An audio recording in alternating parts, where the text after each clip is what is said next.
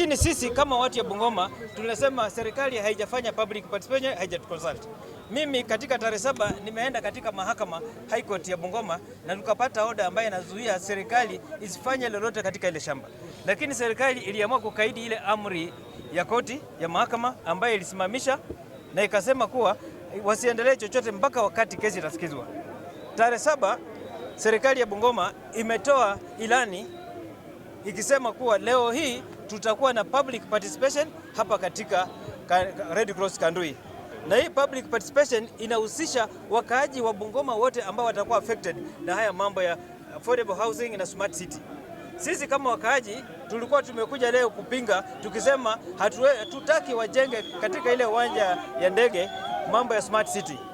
Lakini kitu imetushangaza leo hii baada ya wakaaji wote kuacha wakati yao kukuja kufika hapa, wale watu wamekutana nao ni polisi, lakini county commissioner ambaye alitakana kusimamia hajaonekana. Gavana wa Bungoma ambaye alitakana kusimamia hajaonekana. Watu wote wa serikali ambao walikuwa wanatakana wasimamie hawajaonekana. Sasa kwa kauli moja sisi watu ya Bungoma tumesema hatutakubali uwanja wa ndege ubadilishwe kwa mambo ya smart city ambayo inataka ichukuliwe na mambenyenye, na pia hatutakubali uwanja wa ndege ufanyiwe affordable housing. Sababu gani tunasema hivi? Tuna uwanja wa ekari